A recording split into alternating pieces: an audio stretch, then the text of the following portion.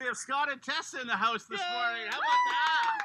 How about that? How much radio? I mean, you've done a lot of TV lately. How much radio have you been doing?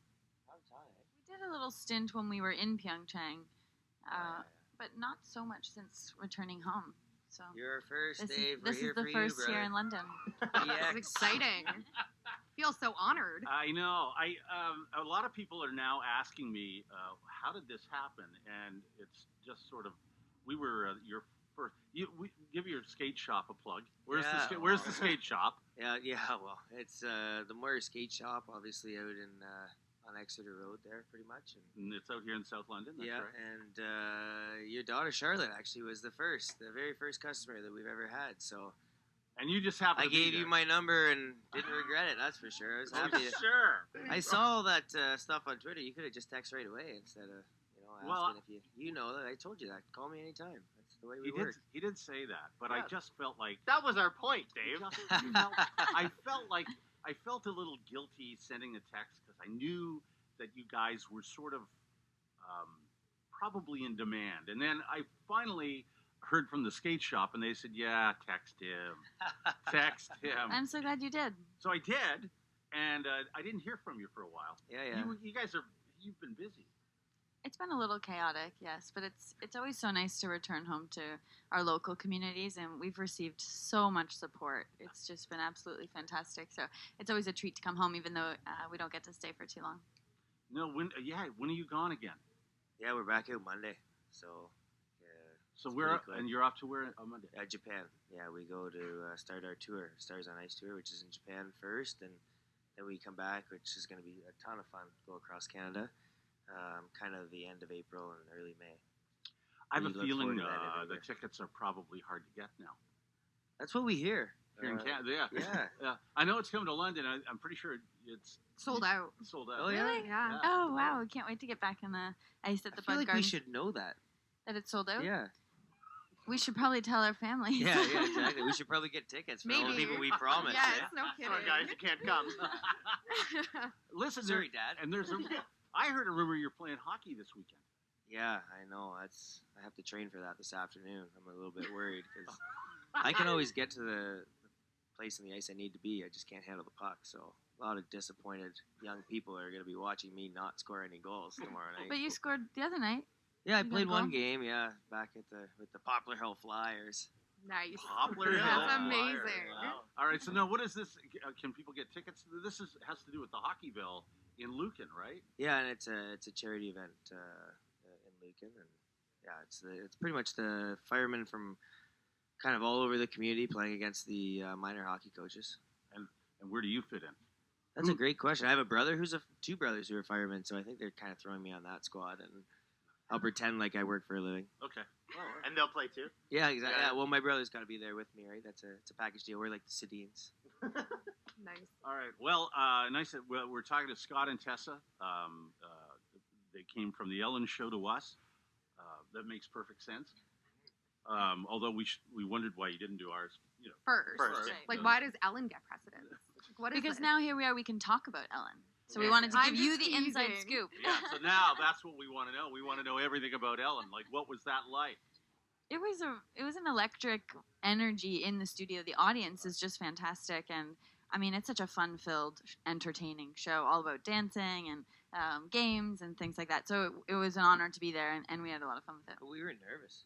Like we kept talking about, oh, we're used to this. Like, this is just like competing at the Olympics for a talk show. So we were more nervous, Dave. Sorry to break it to you. We were more nervous at Ellen than we were to come in here. I think it was good to sort of replace that exhilaration and the rush of adrenaline, that there'll be a void for a little while after, leaving competition for a stint. And now maybe we replace that with talk shows. Yeah, exactly. Look out, Is that Oprah. a thing? Yeah. Here we come.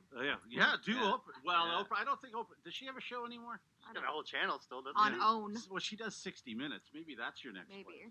You did that's your favorite. I'm a huge fan. Oh, do you like 60 Minutes? I love 60 Minutes. Wow. Well, they might come after you. Have you heard from Dancing with the Stars? No. Good question. I'd be disappointed. Isn't it kind of cheating, though, for us to do Dancing with the Stars? Well, like, yeah, we dance for a living. Yeah, but didn't your friends do it a couple of years? Meryl and Charlie did, yes? Yeah.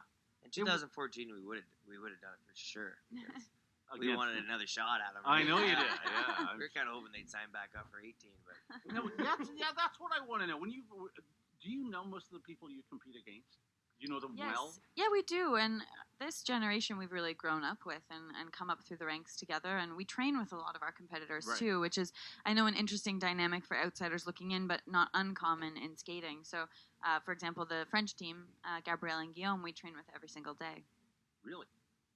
So, and it was close. I mean, it was really close. yeah. It's good for the sport, It's kind of have that competition, and we knew coming back that they were our main rivals, and they're very, very talented and great athletes. So, kind of made it sweeter to come out on top ahead of a great team like that. How do you talk to them afterwards then? Yeah, is that Sorry. tough? Is that all right? Yeah. Sorry. I mean, we're competitors, and we understand their desire to win, and I think they understand that in us, and hopefully we brought each other to new heights and pushed the sport a little bit. I think that rivalry, as Scott mentioned, it's always healthy, and it's good for the popularity of ice dance. It can only help. When we met about a year ago, and you were training and you were getting ready, this is basically sort of a comeback.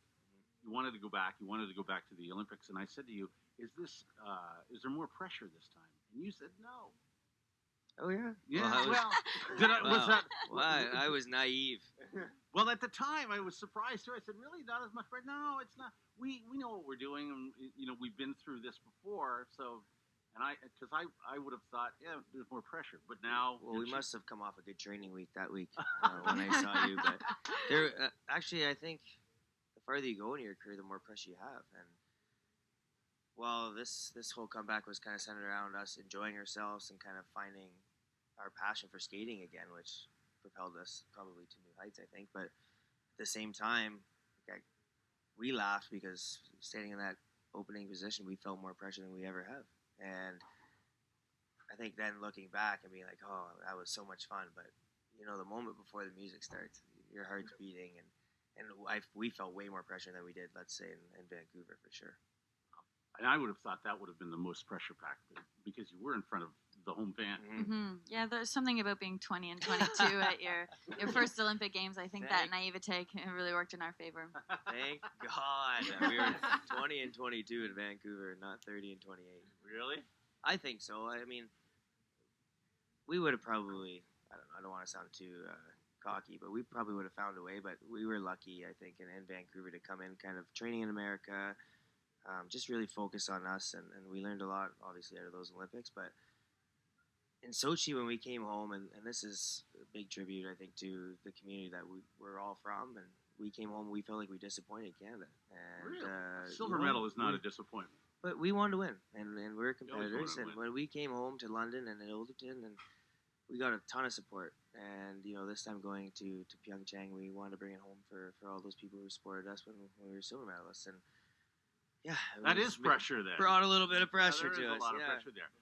At what point, 20 years, right? 20 years you guys have been... Yes. Yeah, going to 20 be years. 21 We're on in our October. 21st. 21 in October. Still can't fist Okay. bump. Missed the fist bump there. So Don't tell anybody. Who's responsible really for the team? Carol Moir put us together. Mhm. She taught us individually in single skating, and I think happened to be the right height for one another at 7 and 9, and just sort of put us together. But as Scott, I think it was really for their amusement, wasn't it? I think I so. really don't think anyone saw potential in us. Pretty sure they just made us skate together and laughed at us. Really? Yeah. That's what we said on Ellen the other day. Like, they put us together just to watch us hold hands and skate around at the same time. And joke's on them because we're still going. Yeah. At what point, though, okay, so now 21, almost 21 years, at what point did you guys go, you know what, we're pretty good? Last week. No. Last week when we got back on the ice, I was thinking, Oh, ooh, yeah, what what happened? Training for tour has never been so hard. But come on out to Stars on Ice. We're going to be back in tour or in shape by that time. But there must have been a point at somewhere along the line where you guys went, This could I mean, happen. Yeah, I think, well, we were always looking ahead and wanting to improve and wanting to be better. And so at 13 and 15, we moved away to Waterloo to train. So obviously, while I'm not sure we realized that we had something, we wanted to at that age. And for me, I was a little late to the game, but it was about a month before the Vancouver Olympics where I really thought, oh, yeah, we could do this. Might as well win this thing.